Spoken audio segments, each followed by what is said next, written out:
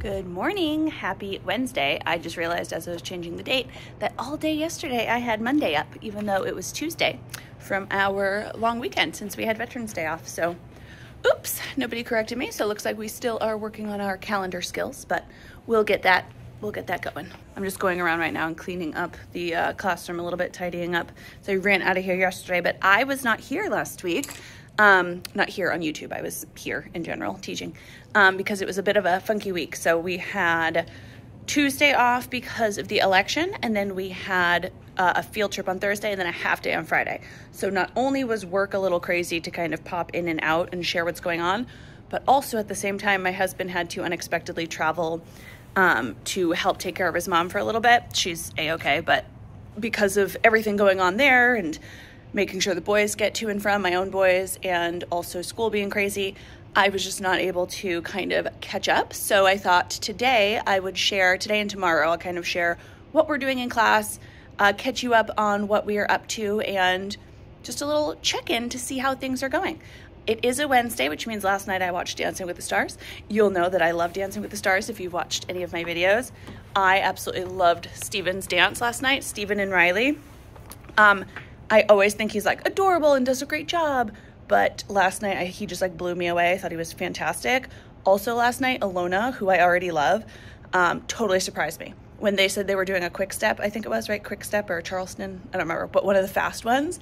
I was a little nervous for her. I didn't think, and this was me doubting, I wasn't sure that she would have, I thought it might be sloppy because it's like so fast, and I didn't think she had like the footwork down yet, but she did so good. And then, of course, like Joey, I'm obsessed with. I think like Joey is my number one right now. So that's where I'm at with Dancing with the Stars. Let me know your thoughts down below. What do you think? And other than that, let me pull up the slides and kind of share what we've been doing, because I had my first formal observation last week that I want to share there. I want to share how the pilot is going, because we are 7 days in now to the new HMH into reading pilot, and that's going pretty well. So I want to share what I like and what I don't like. And yeah, let's see what we're doing today.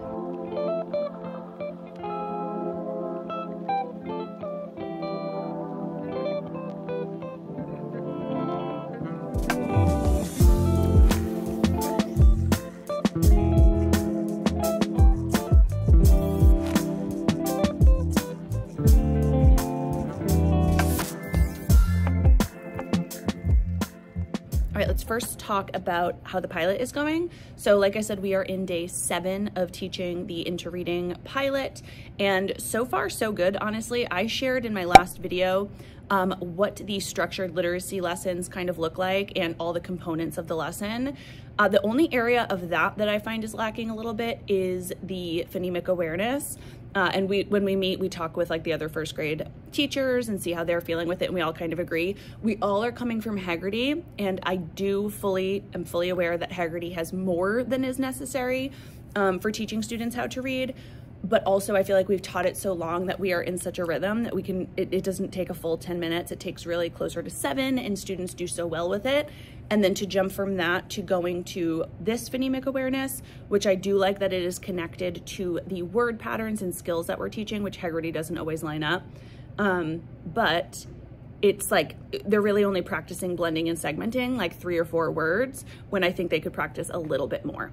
So if we adopt this going forward, it'll be interesting to see if we decide to keep Haggerty on top of this, or even just like supplement a little bit, since we already have the manuals and everything. So that part I find a little bit lacking, but I will actually link down in the description. I will link last week's video, just the part where I can like start it at a certain part, and where it just walks through the slides of what we're doing for phonemic awareness and phonics, so you can see how it's set up. But I really enjoy the way it's set up. It has all the components that I am looking for in a phonemic awareness and phonics program. I really like that it brings in the connected text every single day, which is something I felt like Foundations was lacking. I like that it moves at a quicker pace. It's K through 2 instead of K through 3 as opposed to Foundations. There's a lot that I'm really enjoying with it. So we basically were able to teach Foundations through Unit 3, which was through digraphs. And then we jumped into Module 2 here in HMH, which starts the Floss Rule. So just last week, we went through what the Floss Rule is, how it's applied to words, the spelling rule. And then this week, we are talking about some of those like exceptions, or some of those when we see the double L, how the vowel changes. So all, ul and ol. So like roll, bull, ball. And this is different for many of the teachers who only taught foundations before, because they don't teach it that way and they teach all as a glued sound. So I did what I am doing for my back sound wall is I'm making 2 new cards. I have all already for ball, but I am making 2 new cards that will go for ul like bull and ol like roll, so I can add them back there. And of course, if we adopt this, I'll keep all the foundations cards like on the file, but I'll also make new ones that align to the HMH into reading, so that way they can be consistent. And just in case you don't know what I'm talking about that wall right there. So these 2 middle panels right now, where the I feel is usually where we keep all of our phonics skills that we have learned, and it's our sound wall essentially for students when they are spelling. So I have that floss rule up, and then underneath it, underneath those digraphs, I'll put the all, ol, and ol for students to refer back to. And then we also have our heart word wall going. And right now it's almost pretty full. I mentioned this last year, but what we do is as we learn new words, I don't just keep adding them to that wall. We will kind of review which words we don't need to reference anymore, like the, a, and. Like all my students know how to spell and read. So I'll take those 3 off and we'll replace it with new ones as we continue learning more heart words. So all is good on the phonics front. I'm gonna grab a phonics fluency folder that we have in our book bins. I just wanna show you kind of what we have inside it so far and how that's going to continue to grow. Like I said, I like that we are in decodable text every single day in these phonics lessons. So they will have 1 or 2 sentences from our passage up on the board, and it builds all week. And then at the end of the week, I have them echo read, choral read, and partner read. They're decodable that we have kind of been working on all week long, and they even have a little illustration box for them to illustrate at the bottom. It is very reminiscent of UFly for that. So I don't know what that means exactly, but just saying it is very reminiscent of that. I've used the UFly passages in the past, and that is something I enjoy, so I'm happy that this program has it. Let me grab that fluency folder for you.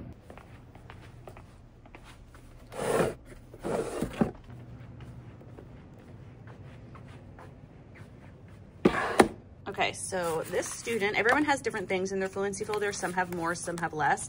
This student is going to have less, just because the student isn't working on as many skills as some of my others. But everyone started with this first roll and race. This was the first thing. This is how I introduced the fluency folder, where they would just roll a dice and they had to quickly go ahead, say the letter names, and then sometimes I would say you have to say the sound. So they had to quickly go b, k, d, f, t, p, y, like that. And then some other passages. This was the foundations one. This was the first one from unit 3, codfish. I'm going to skip the next one because I believe it has her name. But this is what the passages look like from HMH. So here we have our floss rule. You can see a lot of those double Z's, double S's, L's, and F's. And they have to read it. Like I said, we've gone through this on the board with them throughout the week. And then they go, and at the end, they get to illustrate at the end of the week what was happening in the passage. So a lot of kind of repeated reading with these, which I enjoy. I wanted to grab just one more to show you. The only other thing that is added in some of their folders right now were when we were working on that CBC practice, and we would add the blending lines for some fluency. So a few of the students have these for CBC words, and then a couple have them for digraphs, just based on what they were working on. But these fluency folders right now have about 5-6 pages in them for each student. And during win time, there's always a group where once a week they will go into their partner reading and they will read out of their fluency folder. Also, when they come back to meet with me in small group, the first thing they do is take out their fluency folder. They can pick a page and start reading as I get everything set up. In terms of the reading part for interreading, when we go to like that language comprehension and all of that, students are doing pretty well with that. We've read a variety of books so far. Even in 7 days, I think they read books from like their little My Book. It's basically like a basal text that connects with whatever skill we're learning. They also have authentic text that we are reading, both in reading and writing time, and we kind of connect everything together. My only kind of question for this, it's very familiar, I know how to do it, but it does very much feel like we are just doing strategy instruction. Like, this is what a setting is. I'm going to read this story and we're going to identify the setting. And then the next day it's like, this is how to retell. we're going to read this story and we're going to practice retelling, which is what I have done in the past. I know how to do that. My question, very different from EL, for example, which is like a true knowledge building curriculum where you're not really doing that strategy instruction. Instead, you're naturally teaching these skills and building that knowledge over time. So this is still classified as a knowledge building curriculum according to DESE and the ed reports and all that. I'm interested to see how they classified that and how that works. So that part I am still, holding out on, waiting to see how that goes. Students are interested in the text though. I told you one of the big downsides to EL education was in 8 weeks, we only read like 2 stories. And while we read them and reread them over and over, students were literally groaning when I was like, okay, we're gonna read this part of the story again. And they're like, oh, can't we just read a new story? So students are much more engaged in this, is what I will say. In terms of writing, we are learning how to write an informational text. We started with a mentor text, and it all like aligns with the overall theme of the module, which this module is our community and why our world and community is important to us. So we're reading Nana in the City.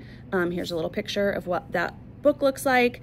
And then we are writing an informational text about what we love about our community and our town. So we went through the brainstorming process. This one actually walks students through the entire writing process, which EL did not. Definitely some is left to be desired, but I do feel like with this writing, we could easily supplement what we're used to and what we know. Many of the teachers in our district are trained in SRSD, so that is easier to layer on top of this type of writing program as opposed to EL education's writing, which we found was very much lacking. So that is where we are at in the pilot. I'm going to look through the slides and print out any last things that I need, make sure I have everything for the morning. And then after school, I'm staying a little bit later because I have Pilates this afternoon. So I will pop in and let you know how my observation went. So my observation was last Friday, but today I have my post-observation with my principal. We have like a little meeting during my prep time, so we can talk about how that went and I can show you what I did for that lesson. So I will pop in a little bit. Hello, popping in from after school. It is the end of the day. I am exhausted per usual, but I wanted to share, I think I left off saying I wanted to share about my observation. So let me moving stuff out of the way here. But I wanted to share about how the observation went because I just had my post-observation. I'll just share a little bit about how that kind of works here. I know every school is different, and I'll show you what we did for the observation. And then tomorrow I do want to talk about what we're doing this week in class. But before I do that, I just want to give a quick little shout out and say happy birthday to somebody whose birthday is at the end of this month. Her name is Michelle Grundy. So Katie Corriveau, I think it is, let me know, I heard through a little birdie, that it is your birthday. So I just wanted to say hello and happy birthday. All right, let me show you what the lesson looked like. And before I go ahead and flip the screen, I also want to say, just to set the stage, I think I mentioned this before, but my first announced observation, I had accidentally scheduled on Thursday of last week and then remembered, way too close that it was our field trip. So I had to move it to the Friday, which was after the crazy week, the day after our field trip, and it was a half day. So that was the frame of reference for this lesson, but let's see. All right, so this was a math lesson and we have math right after recess. So this is something one of my coworkers did, is she made this little slide here with all of the Scratch Garden like skip counting videos. And when students come in from recess, a quick way, they really enjoy these videos, so a quick way for them to kind of drop off their stuff in the hallway, get a quick sip of water, and make it back into the classroom is by picking one of these videos because they don't want to miss it. And it's just some good skip counting practice. So first we just started with one of these videos. I don't even remember which one. And then of course we did our calendar. I hadn't updated it yet, and Thanksgiving is not this Thursday, it's this Thursday, but it's updated on the real calendar. So we did our quick little calendar. And then for our main bulk of the lesson, the objective was that we will use the attributes of 3D shapes to identify shapes in real life. So students had already learned what the names of these shapes were, and they also did the kind of stacking, rolling, sliding lesson just to learn more about these shapes. And we were going to take it one step further to identify these shapes in real life. The first thing we did is we always start with a math talk to kind of warm up our brains. So I have this in my, geometry math talk unit. So we picked a couple of these, which doesn't belong, and they had to explain why. And this one right here. And then I explained to them that if I want them to identify these shapes in real life, we really have to have a solid understanding of the attributes or the characteristics of these shapes. So to review that, we are going to play mystery bags. And I have shared this game before here on YouTube, but I just love this one for getting students to figure out those attributes of 3D shapes. So to set this up, I just had 5 students in a group, and I would give each of them a set of these 6 bags, and I just labeled them A, B, C, and D, and they had this recording sheet. I modeled this first so I could show them how I put my hand in the bag, what I'm feeling for, some of the words I might be saying, and then here they would either write or draw the shape. I know a lot of them aren't going to have enough time to write, rectangular prism. So I told them they could just draw it. That's no big deal. And then I had a 1-minute timer for this. Now, the 1-minute timer proved to be too long. So after the first 1 or 2 that did take them about this long, once they were done, or once I could gauge that all groups were done, I just kind of moved along. And then another thing I did, let me just move you over here, is this was our anchor chart for this. What we've been learning so far without this filled in, because these are examples in real life. So what we did is I moved this kind of to the center of the rug here. So while students were working at their tables, they were kind of spread out all around the room, they could quickly look, because some of them were like, oh, I know this shape, but what's the name again? So they could come and read the name. And I also told them if they think they know, make sure they really feel around for these attributes that we talked about. So that part of the lesson was, of course, hands-on. It was very engaging. Students were allowed to talk, but they were like at a whisper level because I didn't want them to spoil it for anybody. So it was just very engaging. And like I said, I had put a minute for each bag, and then students would rotate around the table. But really they only needed a minute for like the first one, and then the others were closer to about 30 seconds. And then I had students take their recording sheet and they brought it back to the rug, and I kept one of the sets of bags. And so I would just say, okay, on the count of 3, everybody tell me, what did you think A was? 1, 2, 3. They would say it out loud, and then I went ahead and revealed it. All my students got them actually all correct, and if there were any misconceptions, I kind of clarified or asked them more probing questions while they were actually feeling it in the bag. If I saw that there were more, mistakes, then I would say, I would be like, does anybody have another answer? And I would talk about it more like a math talk type thing. And then reveal it, but I had already known my students knew it, so we were just revealing it kind of for fun. Then they gave themselves a little pat on the back. And then the next thing we did, which I'll show you the slides in a second, is this is where I wanted to go into the fact that these 3D shapes are all around us, and I wanted to explain that rationale of like why we're learning this. So I told students how, engineers, builders, creators, inventors, they all need to know these concepts and attributes of 3D shapes so that way they can build things for us, right? I was like, okay, if we look at a house that's made of bricks, could the builder use a bunch of spheres to build that? Would that work? And they were like, no, they would just roll all over the place. So I was like, what shape is a brick? It's a rectangular prism. They stack. We learned that. And just gave them a few more examples. And then I explained to them that now that they know this, as they look around, they might start seeing these different 3D shapes in our real life. And that also sometimes our 3D shapes aren't like perfectly a cylinder, that they might have other shapes kind of connected to them, which is a good kind of just real life application to this lesson. So let me show you the next slides that we came over with. So that is this slide right here. This is where I explained, gave that whole spiel about shapes being all around us. And then I gave an example. I said, we have a can of soup here. What 3D shape does this look like? They said a cylinder. And then I explained that if you're looking at the top of the soup can, looking down, what 2D shape do you see? We realized how it is a circle. What about when you look from the bottom up? Now I actually had a physical can of soup with me in my bag. Students didn't really need it, but I did have it just in case they wanted to. So that was like a preparation that I had that I didn't end up using. And then we did the same with a traffic cone. So we explained how this looks like a cone. When we look from the top down, we see a circle, but when we look from the bottom up, we actually see this square base that whoever designed a construction cone decided to put there. And then we talked about why that might be, right? It might be a little more stable for them to have that square instead of it just being that circle base that a cone has. And then the next slide I got out of presentation mode so I could actually move it around. And I explained it here on the screen. I actually have some pictures of some real life objects. And then I asked for students to just kind of turn and talk with a partner, and then they would share some out and I would move them. So they would say, oh, the box is a cube. The tent is a pyramid. The cone, we could have the carrot or the party hat, and so on. We didn't end up doing all of them because I didn't really need to. I could see that students gathered this pretty quickly, and I wanted them to go on to their next part, which was their practice game. This is from my print and play geometry activities, and it's just 3D Find It. I have the same game for 2D shapes, and it's going to be the same thing, right? They're just going to go ahead and roll the dice. Whatever they land on, they have to color one in the grid that matches. Now, one of the suggestions that my principal gave me that's actually a great suggestion is I typically was just used to this being a partner game, so students would just roll and they each had their own color crayon. And the way I would do my formative check is just by walking around and kind of checking in with each group. But the suggestion she made that I thought was great is if each of these 1 through 6 had their own color.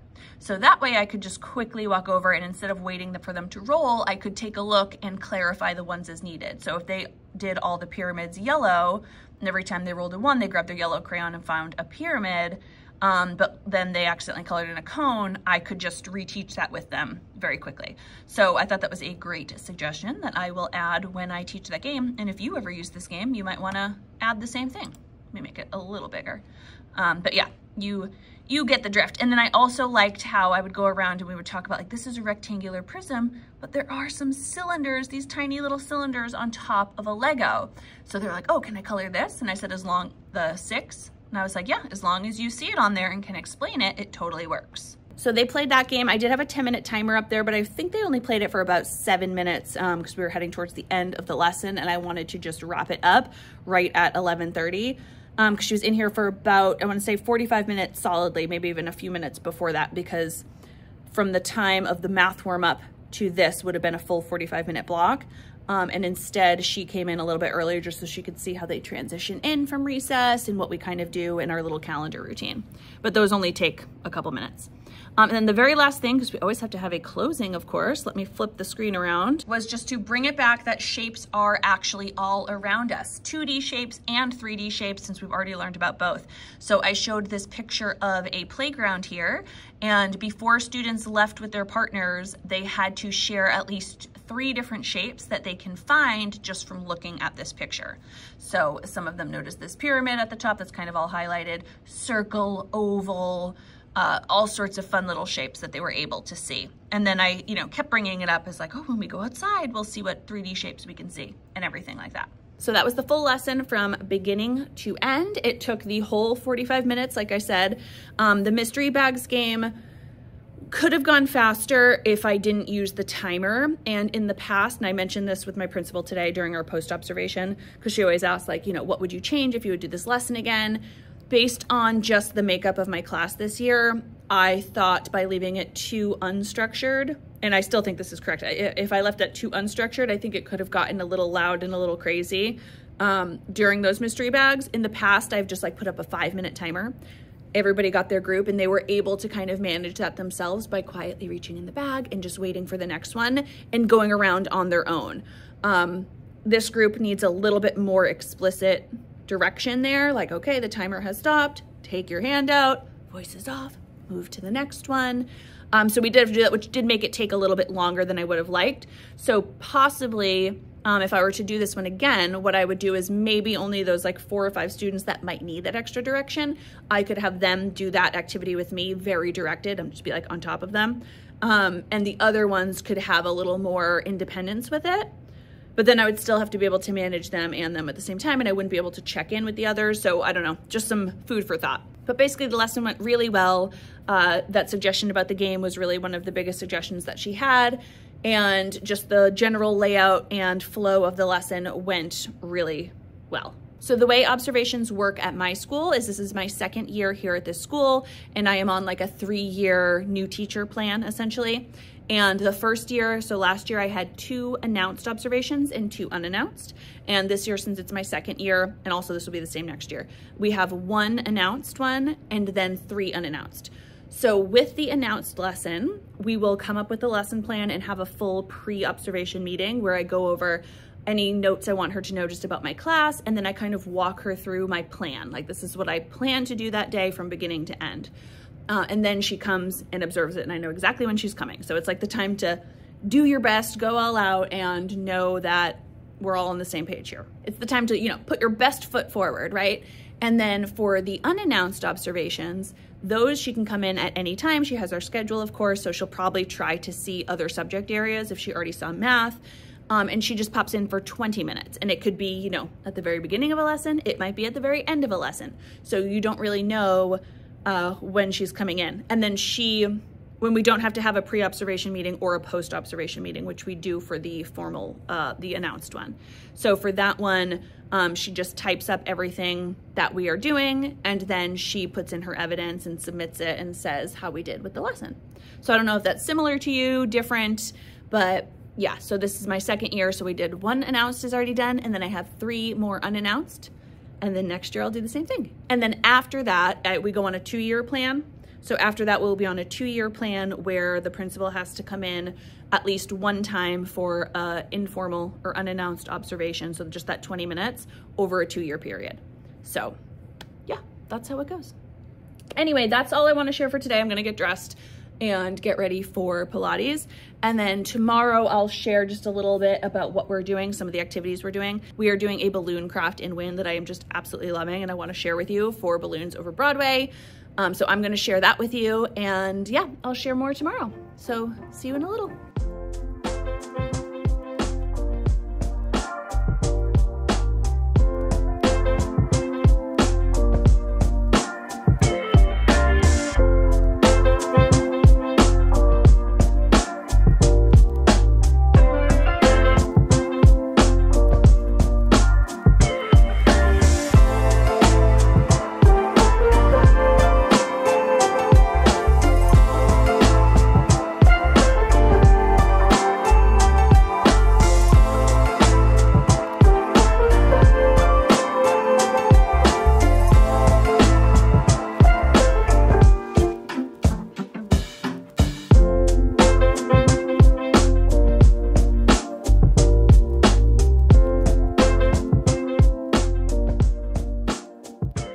Good morning, happy Thursday.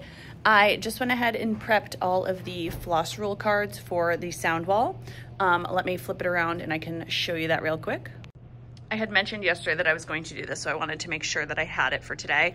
So I actually, if you remember before, I actually just had the F, L, S, and Z, the foundations aligned ones over here.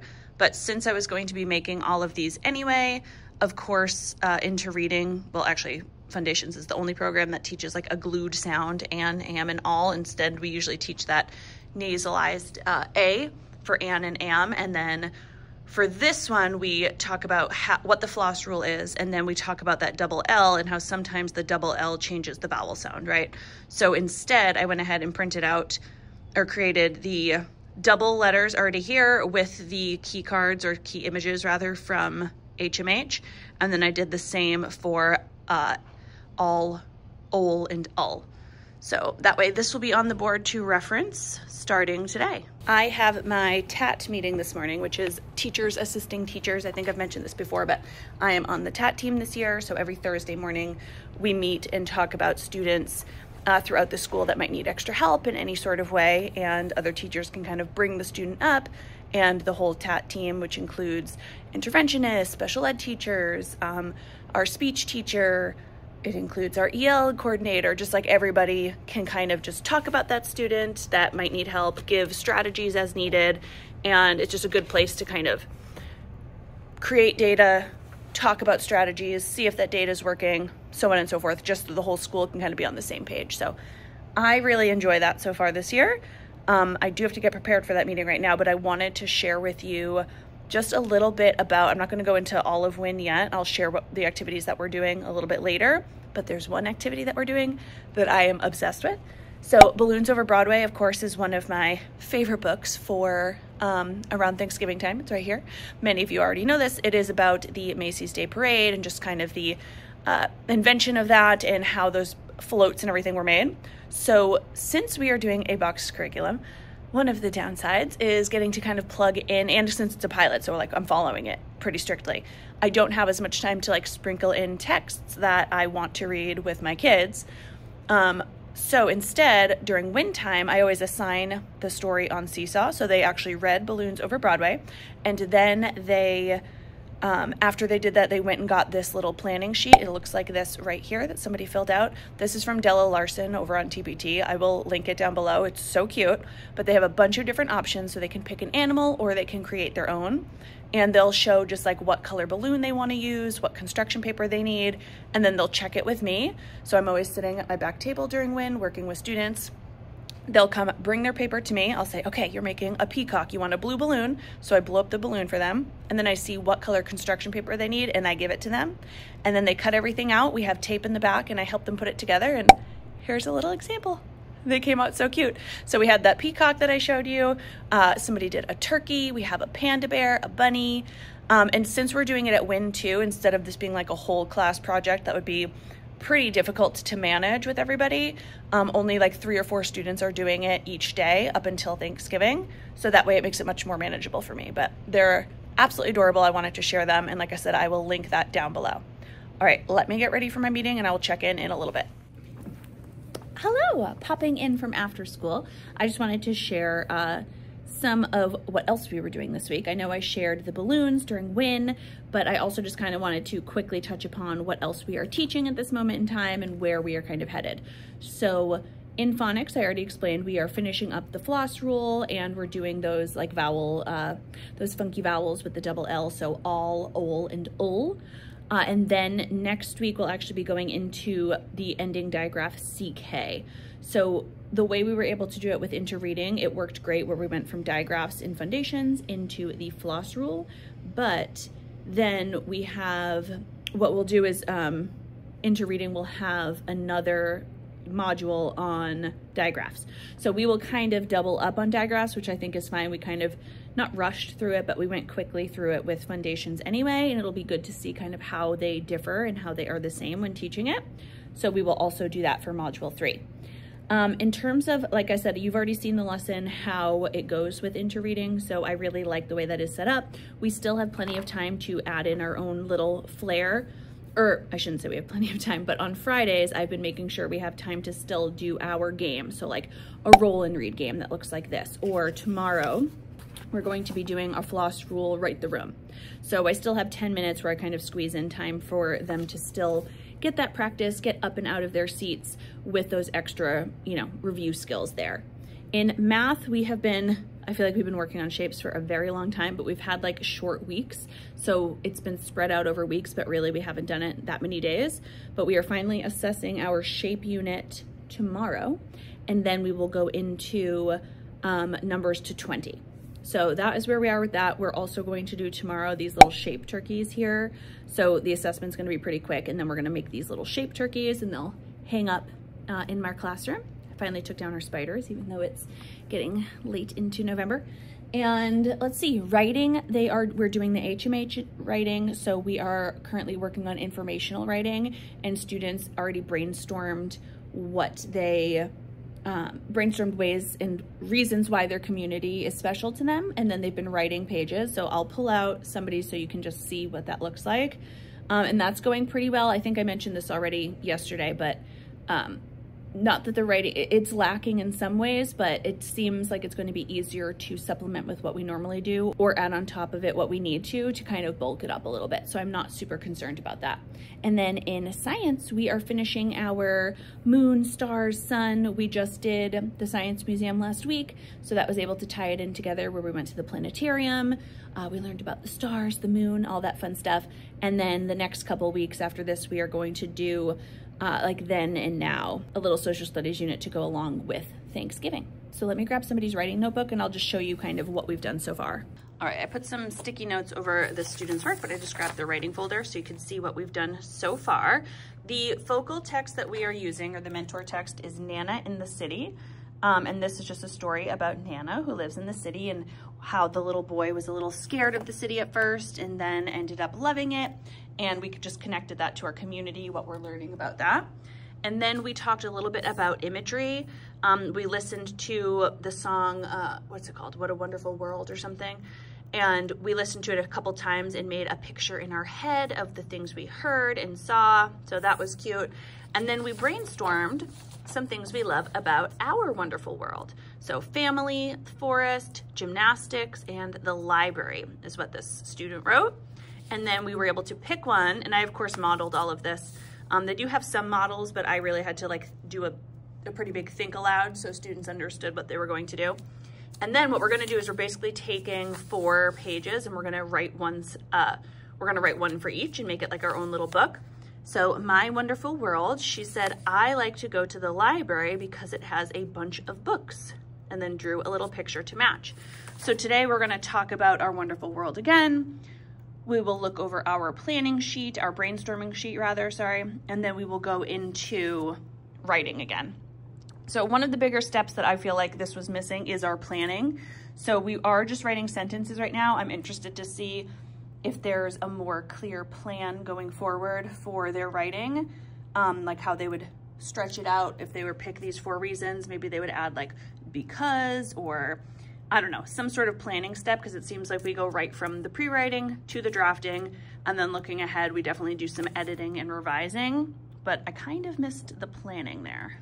So really not the end of the world. Like I said, it's definitely lacking in some areas, but has a lot more to pull from than EL education did. So that's a plus to begin with. So that's what we are up to kind of in everything right now.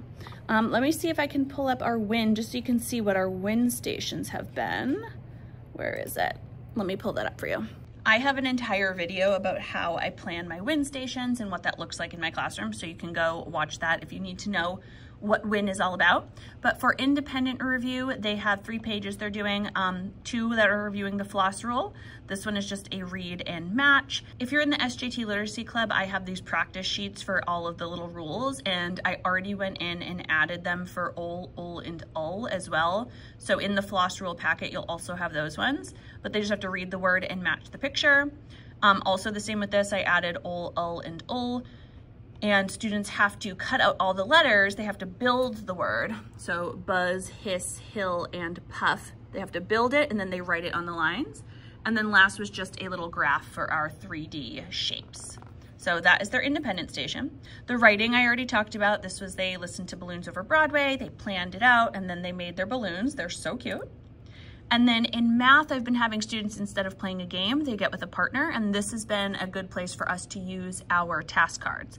So I have task cards for every skill that we teach in 1st grade, and these are just some of our geometry ones.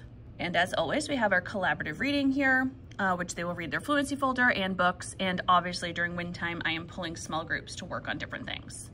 So that was just a quick little rundown of everything we are up to this week.